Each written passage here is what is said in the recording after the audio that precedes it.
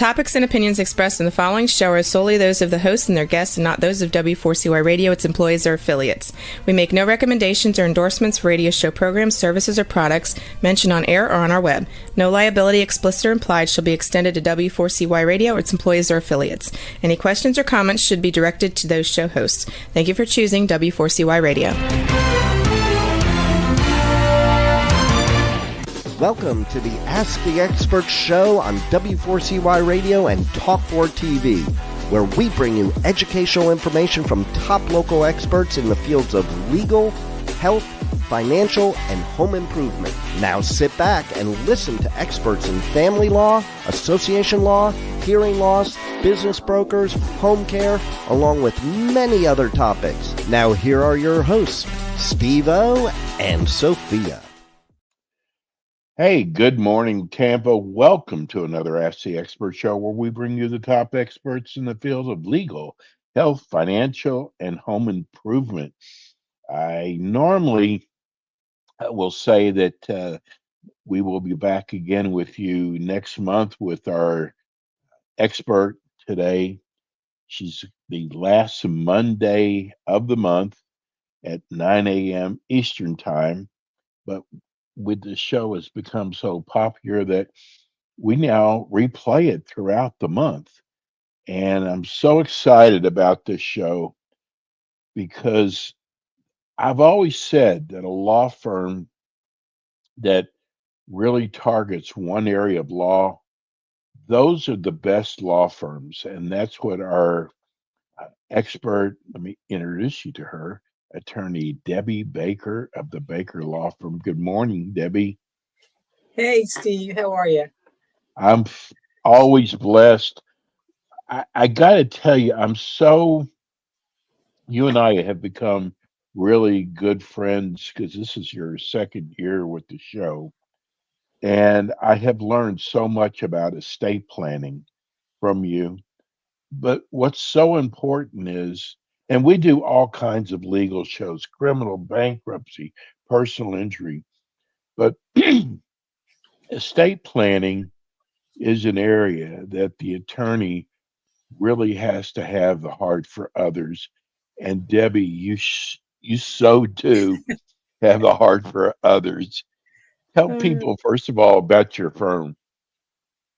Okay. Well, London Baker Law is, I'm a solopreneur.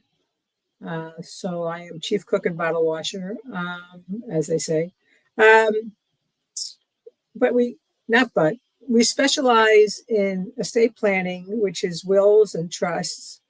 We do probate for people who haven't had their people whose families have not had their estate plan properly executed or designed. Excuse me, the cat's moving the camera. And in the last year or so, we've moved into elder law, having come to really appreciate that it's an essential part of looking at what you have so that you don't have to give up everything in order to maintain an estate and pass it on to your family.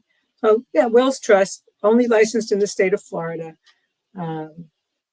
By the time I graduated from law school, people had said, "Will you take a bar exam elsewhere?" And I went, "No, I don't think so. I passed one bar exam. I don't think I'm going to study for another one." But I appreciate the offer. The cat's really into it this morning. Okay. Anyway, so that's about the firm. We're located in Tampa. Yeah, we're located in Tampa. We represent anybody in the state of Florida. So. Right after your last show last time, we got a text that I wasn't able to get to. Someone wanted to know, what is elder law? That's a great question. Elder law is about protecting people's assets in the long term. So if you have aging parents or parents who are incapacitated for some reason, and they're likely to need government benefits, elder law is about doing everything you can to protect what they've worked their whole lives to have, legally using the government to help support them while they're doing that. So it's for a single person, it's protecting the assets that they have, that they've saved to give to their family. How do you do that very legitimately and honestly and ethically? Because when I first heard about elder law or Medicaid planning, I wasn't going to do it because I wasn't quite sure it was kosher. But it totally is totally is. And Yes. for couples, it's the idea that people still believe that they have to spend down everything, spend all their assets in order before they can apply, which means one party may qualify for government benefits and the other party's impoverished, and that doesn't have to be. And for those who haven't amassed, millions and millions of dollars, it's a really essential education, whether people avail themselves or not, to know that there's something you can do which will not leave anybody poverty stricken and will provide the best possible care while somebody's still alive. And long-term care has gotten so expensive, and I don't think people have really prepared for it. No, we've had long-term care for quite a while. Who knows? I don't remember why we got it, honestly. And it does get more expensive as you get older. I've heard from people who sell it that best time to get it is like in your 40s, because generally rates are locked in for quite a while. And it makes a difference to have. And if you don't have it, then it's even more important that you look at doing something when somebody's either you can see them, they're going to be incapacitated at some point, and that's mentally or physically. It's not necessarily all like about dementia. And you put something in place that you can pull a trigger on at the right time and thereby protect assets. Long-term care is worth looking into, and it is expensive, and you have to shop carefully for it. We talk about wills and trust a lot on the show, and I'm just amazed at how many people do not have a will. I mean, Yeah.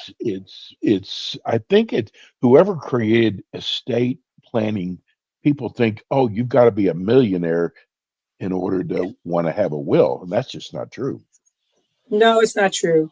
I've said often, if you have $500 in the bank, you have an estate.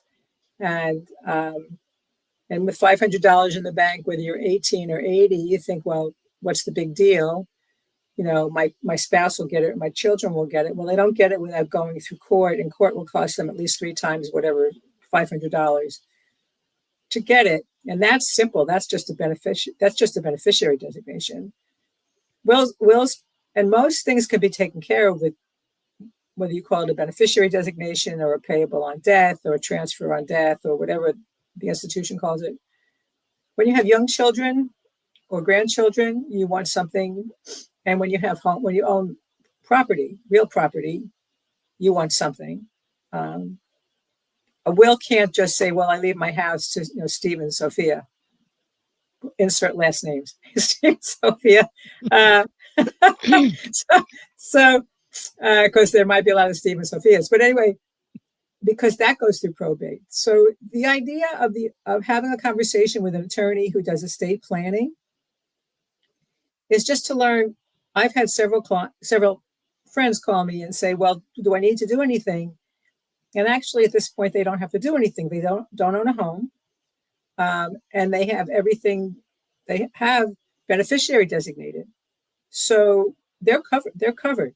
I mean, if they pass and they never own a home, then somebody shows up with a death certificate and monies are distributed. A will, I've learned, is a catch-all document. It's the document where you have everything done, and then, God forbid, somebody dies in a car accident and there's a personal injury claim, or somebody has a medical malpractice suit, and there's a claim for that, or all the people who have filed for Camp Lejeune recovery, whenever that might happen, you have a vehicle already in place where proceeds can be deposited, and you're not doing it at the last minute. People don't do wills. We've talked about it before. They don't think they have anything. They're waiting till they get married or have a home, have a child, whatever. Or they think it's easy because they've told everybody, have one right now. This gentleman died. He told two of his siblings he wanted them to represent them in his estate. He has no will. And it worked for the medical part while he was still living, but now that he's passed, they've effectively got 11 beneficiaries where the person who died only wanted there to be two. And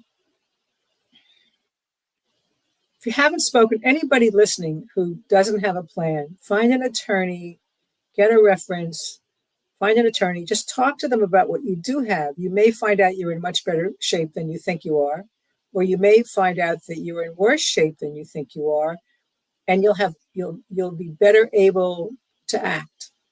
Don't listen to your friends tell you it's too expensive. Don't listen to your friends tell you don't have anything.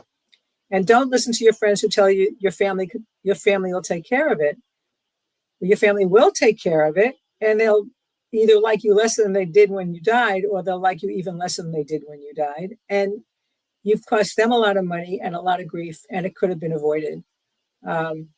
It's not about planning for your death. It's not. It's about loving people enough that to do something now and take care of it. Oh, I've got questions here. Oh, yeah, we got a lot of questions. Let's go to Walter. Do you need power of attorney and healthcare proxy? If you need both, when is the best time to do the paperwork? The answer to the last question is now or yesterday, but you can't do it yesterday. There are states, and actually I know a couple of practitioners here in Florida who do powers of attorney and healthcare proxies in one document. I do them in separate documents. But yes, you need them both, because those are two of the documents that work for you while you're still living. They go out of effect once you pass, but your power of attorney goes into effect as soon as you sign it. Florida, you want to pick somebody you really trust. You want to be sure if you do a power of attorney that it has a provision in there for somebody to do Medicaid planning, long-term planning, because if not, and you get incapacitated and you haven't given your agent, they call you, that power, they can't help you. And it's more that most of the cases I've had with that is that, Walter, you get on the phone with your mother. She's there to have the conversation. She wants you to be the agent, and she wants to hear the conversation about it. So it's not that she can't do it. And then you create one for your mother and she signs it. But the best time to do it would be now. Hope that answers the question. Yeah, just, there's a lot of people who are listening online, and they don't see that we're scrolling your phone number on YouTube. Give people your phone number. So my phone number is 813-586-1332, 813-586-1332. Let me answer Casey's question. If you have a will, is that all that's needed? Okay, so that could be one of my favorite things from law school. It depends. Yeah, it could be all you needed. In terms of legal documents, but what you have to have, Casey, or Cassie, because that's how it came up spelled, is you have to have beneficiary designations. You can't say in your will, my Chase bank account goes to Joe Smith, because that will have to go through probate. If you go to Chase and you make Joe Smith your beneficiary, that works. IRAs, retirement accounts, those all need beneficiary designations. So those are some of the things that need to go in place before you pass on. All your beneficiary designations, the will, who do you want to have represent your estate if there's anything owned only in your name when you pass. And then if there are children or grandchildren or whatever, you go into the world of trusts, but that's a bigger conversation. So a will could be all you needed with the beneficiary designations, and there might be something more. It depends. It really was a great answer. One thing I want to say that I learned from my faith is we're not promised for tomorrow. Right. And this is what makes this show so important. I've heard, I guess people have heard that what is a last will and testament? And what are some of the things that should be remembered when considering doing a will? So the last will and testament is a will. That's, I guess, the more proper title is last will and testament. And it is a document that lays out what you want to have happen to your property when you pass. And it appoints the person you want to have do that. Most wills will say something about if you've left a separate memorandum of all your personal property that you want to go to a particular person.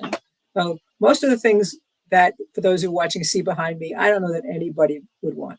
But there is a valuable desk back there. At least I think it's valuable because it's over 100 years old. And there's a rocking chair and there are some pictures. And it may be that somebody I know would want them, or I want somebody to have them. That's in a written document. The thing I recommend for everybody, even the younger people I work with who are in their 30s, it's like if you have something at any time that you can bear to part with, give it away now.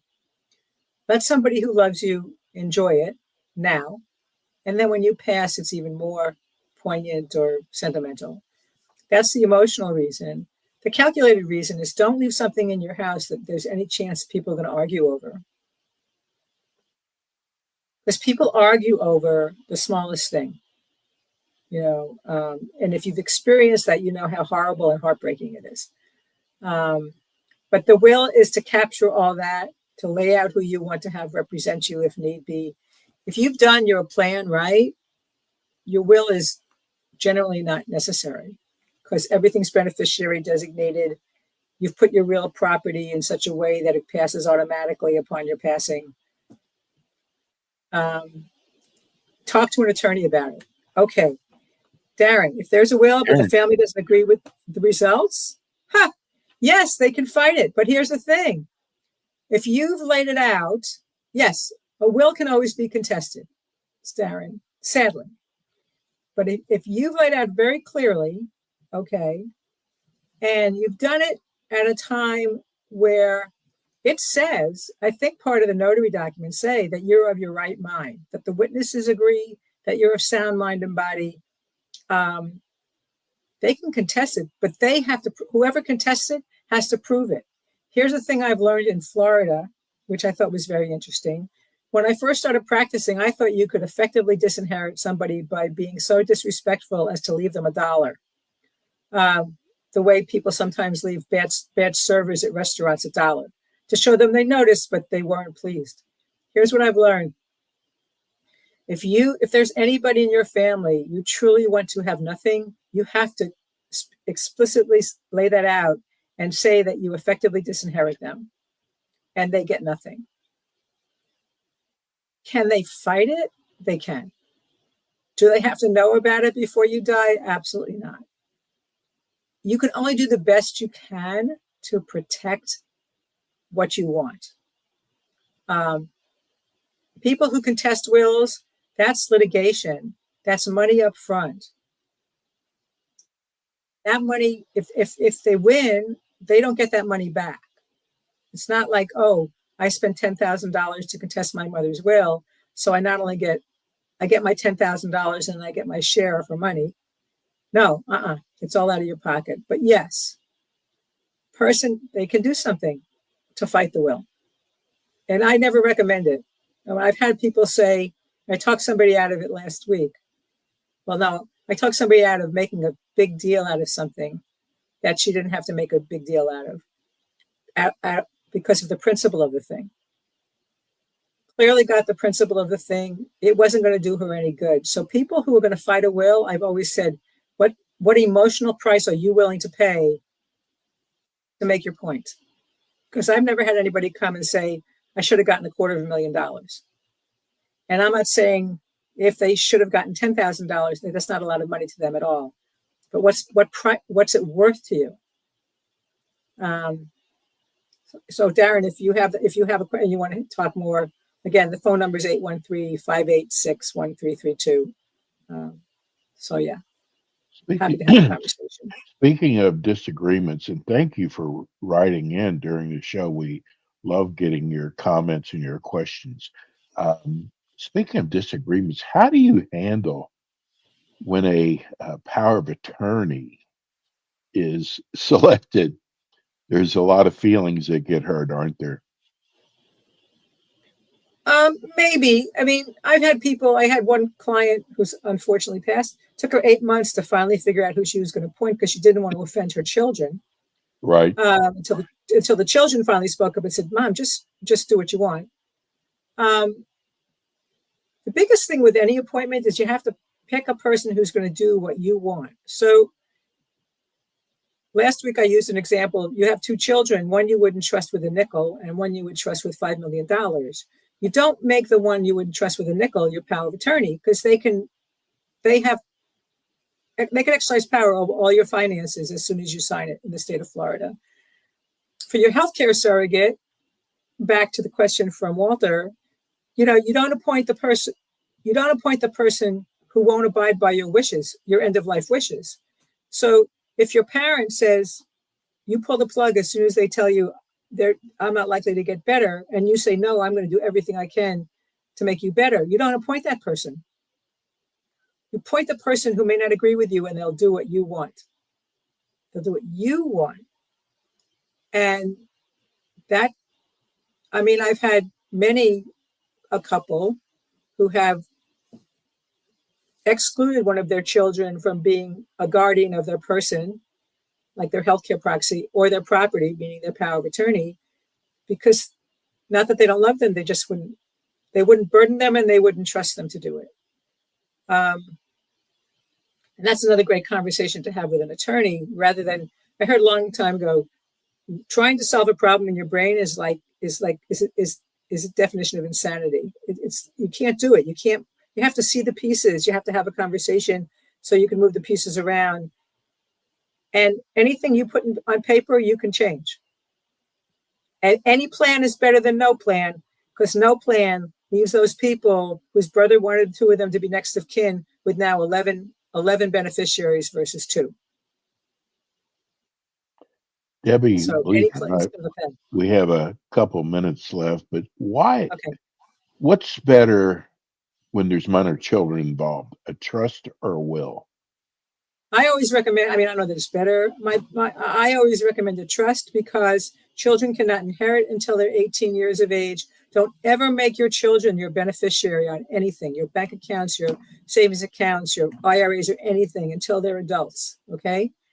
Because they can't inherit, which means the state will come in and appoint somebody to manage that money. So the other thing is, back to, will you trust your children? You might trust your children at their 18 with some money, but you may not trust them with as much as you hope to have to leave them.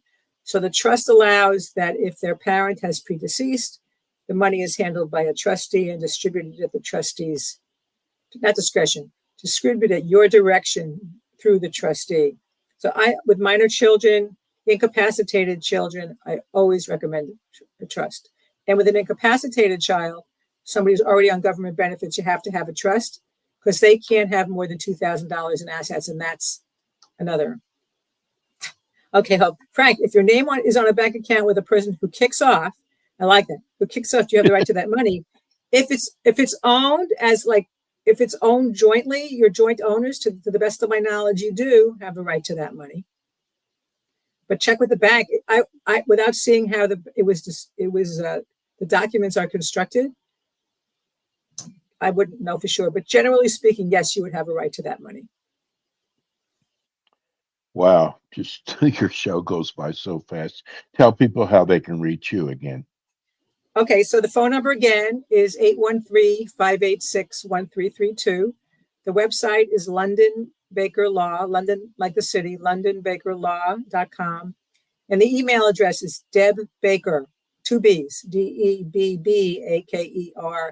at londonbakerlaw.com. I respond to all my messages within, by the end of the next business day, and you can call and leave a message, and I promise to call you back. And I don't charge for my consultation, so just so you know. Well, just so you know, this is one of the few shows that I personally actually endorse. Debbie is the best when it comes to estate planning. Debbie, thank you so much. God bless you. Yeah, We'll be thanks. running the show again over the month of April, and then we'll see Debbie again at the last Monday of April. Everybody be safe, especially you, Rebel. Stay safe, and we'll see you next week.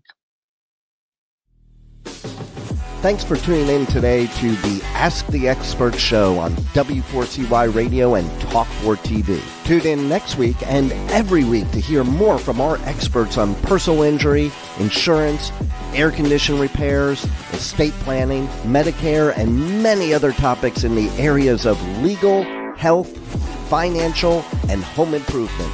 See you next week.